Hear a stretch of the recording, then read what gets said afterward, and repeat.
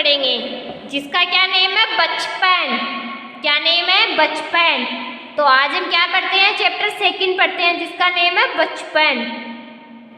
Okay, मैं तुम्हें अपने बचपन की ओर ले जाऊंगी।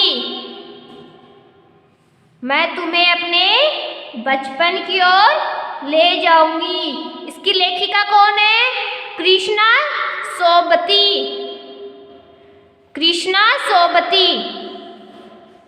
मैं तुम्हें अपने बचपन की ओर ले जाऊंगी। मैं तुमसे कुछ इतनी बड़ी हूँ कि तुम्हारी दादी भी हो सकती हूँ, तुम्हारी नानी भी, बड़ी बुआ भी, बड़ी मौसी भी। परिवार में मुझे सभी लोग जीजी कहकर ही पुकारते हैं। हाँ, मैं इन दिनों कुछ बड़ा बड़ा यानी उम्र में सयाना महसूस करने लगी हूँ, शायद इसलिए कि पिछली शताब्दी में पैदा हुई थी। मेरे पहनने ओढ़ने में भी काफ़ी बदलाव आए हैं। पहले मैं रंग बिरंगे कपड़े पहनती रही हूँ, नीला, जामुनी, ग्रे, काला, चॉकलेटी। अब मैं कुछ ऐसा करता है कि सफ़ेद पहनूं, गहरे नहीं, हल्के रंग। मैंने पिछले दशकों में की तरह तरह की पोशाकें पहनी है। पहले फ्रॉक, फिर निकर, वोकर, स्कर्ट, लहंगे, गरारे, अब चूड़ीदार और घेरदार कुर्ते। अब हम पहले क्या देखते हैं? इसके शब्दार्थ देखते हैं। उम्र, आयु, अवस्था, सयाना, बड़ा, समझदार, महसूस करना, अनुभव करना। शताब्दी, 100 वर्ष का समय, बदलाव, परिवर्तन, ग्रे, स्लेटी, चॉकलेटी, चॉकलेट जैसे रंग वाला पोशाक, वेशभूषा, पहनावा, वस्त्र।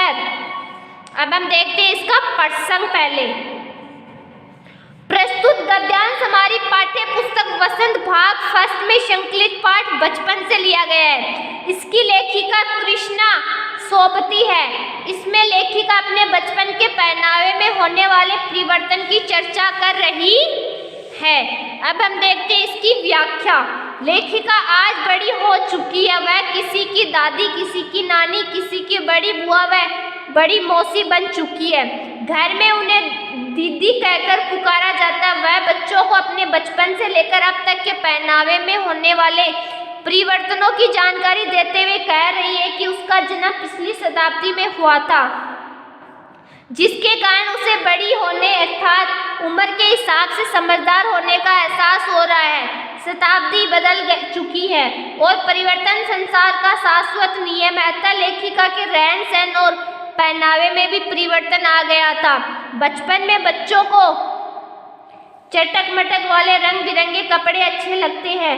लेखिका भी बाल सुलभ स्वभाव से प्रभावित थी और नीले, जामुनी, ग्रे, काले, चॉकलेटी आदि रंग बिरंगे कपड़े पहना करती थी। अब बढ़ती उम्र के कारण लेखिका का मन हल्के रंग के कपड़े पहनने का करता है।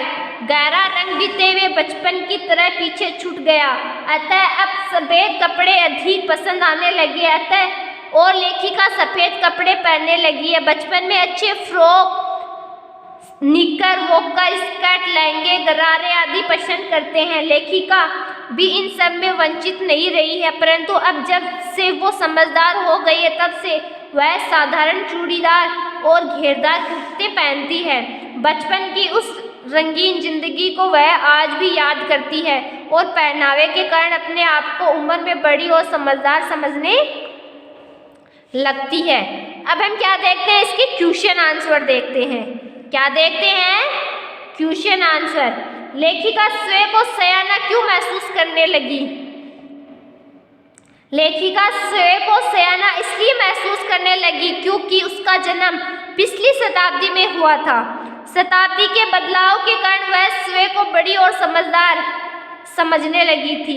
उम्र में बड़ा महसूस करने पर लेखिका में परिवर्तन हुआ कि उसका पहना ओढ़ना काफी बदल गया। पहले वे रंग बिरंगे फ्रॉक, निकर, वोकर, स्कर्ट, लहंगे, गरारे आदि पहनती थी और अब हल्के रंग के सफेद चूड़ीदार और घेरदार कुर्ते पहनती है।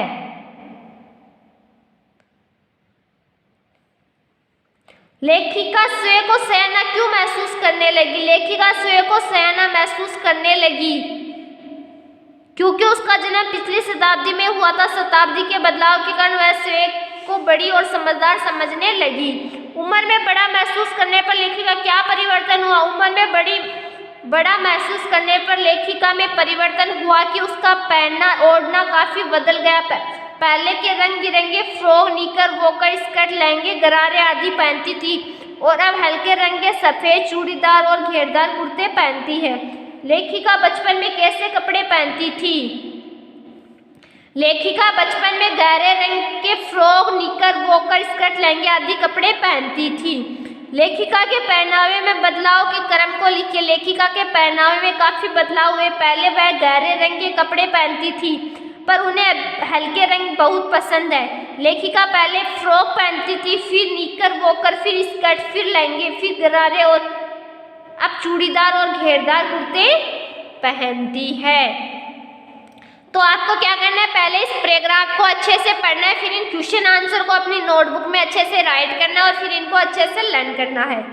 अगला क्या है, बचपन में कुछ फ्रॉक तो मुझे अब तक याद है। हल्की नीली और पीली धारी वाला फ्रॉक, गोल कॉलर और बाजू पर भी गोल कफ, एक हल्के गुलाबी रंग का बारीक चूनड़ों वाला घेरदार फ्रॉक, नीचे गुलाबी रंग का फ्रिल। उन दिनों फ्रॉक के ऊपर की जेब में रुमाल और बालों में इतराते रंग बिरंगे रिबन का चलन था। लेमन कलर का बड़े प्लेटों वाला गरम फ्रॉक जिसके नीचे फर टंगी थी।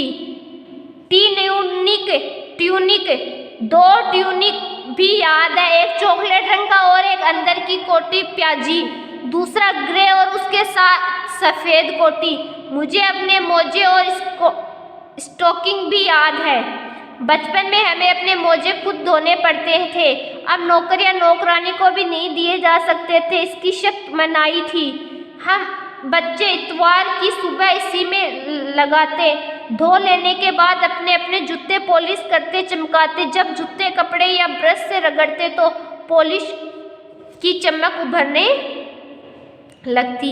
अब हम देखते हैं इसके शब्दार्थ। बाजू, बाहें, फ्रिल, झालर, रिबन, फीते, बारीक, महीने, कलर, रंग, इतवार, रविवार। अब हम देखते हैं इसका प्रश्न। प्रस्तुत गद्यांश हमारी पाठ्य पुस्तक में संकलित पाठ बचपन से लिया गया है। इसकी लेखिका कृष्णा सोबती है। यहाँ लेखिका अपने बचपन में पहने जाने वाले वस्त्रों तथा आवश्यक कार्यों का वर्णन कर रही है। अब हम देखते हैं इसकी व्याख्या। लेखिका बचपन में पहनने जाने वाले फ्रॉकों को याद करते हुए बता रही है कि उसके पास एक हल्की नीली व पीली धारी वाली फ्रॉक थी। उसके कॉलर तथा बाजू पर भी गोल कफ थे। इसके अलावा एक हल्के गुलाबी रंग का बारीक चूनड़ों वाला घेरदार फ्रॉक भी था जिसमें नीचे गुलाबी रंग का फ्रिल था। लेखिका के बचपन में फ्रॉक के ऊपर की जेब में रुमाल रखने तथा बालों में इतराते रंग बिरंगे रिबन बांधने का प्रचलन था, लेकिन लेखिका के पास नीचे फर टंकी हुई तथा बड़े प्लेटों वाला लेमन कलर का एक गरम फ्रॉक था। इस प्रकार लेखिका के पास 3 फ्रॉकें थी। उसे 2 ट्यूनिक, मोजे और स्टॉकिंग भी याद है। एक ट्यूनिक चॉकलेट रंग का था जिसके अंदर एक कोटी प्याजी थी तथा दूसरा ट्यूनिक ग्रे कलर का था और उसके साथ सफेद कोटी थी। लेखिका के बचपन में नौकर या नौकरानी से अपने मोजे धोने की सख्त मनाही थी, इसलिए ये उसे खुद ही धोने पड़ते थे। ये काम हम बच्चों को रविवार के दिन करने पड़ते थे। मोजे धोने के बाद हम अपने अपने जूतों पर कपड़े या ब्रश से रगड़ते हुए पॉलिश करते थे और उन्हें चमकाते थे। अब हम देखते हैं इसके क्वेश्चन आंसर। लेखिका को बचपन की कितनी फ्रॉकें लेखिका को बचपन में 3 फ्रॉकें अब तक याद है। वे हल्की नीली व पीली धारी वाली, हल्की गुलाबी रंग की तथा लेमन कलर की थी। लेखिका के बचपन में फ्रॉक के साथ किसका चलन था? लेखिका के बचपन में फ्रॉक के ऊपर में जेब में रुमाल और बालों में इतराते रंग बिरंगे रिबन बांधने का चलन था। लेखिका को कितने ट्यूनिक याद है और कैसे? लेखिका को 2 ट्यूनिक याद है। इनमें से एक चॉकलेटी रंग का था और अंदर की कोटी प्याजी थी, दूसरा ब्लैक कलर का था और उसके साथ सफेद कोटी थी। उपयोग गद्यांश का उपयोग शीर्षक लिखिए। तो इसका शीर्षक क्या है? बचपन का पहनावा। तो इस फर्स्ट और सेकंड पैराग्राफ को आपको क्या करना है? अच्छे से पढ़ना है और अच्छे से समझना है, और जो ये क्वेश्चन आंसर है इनको अपनी नोटबुक में अच्छे से राइट करना और इनको अच्छे से लर्न करना है। ओके बच्चों, आज के लिए इतना ही काफ़ी है। कल हम करेंगे next topic. Okay, thank you बच्चों।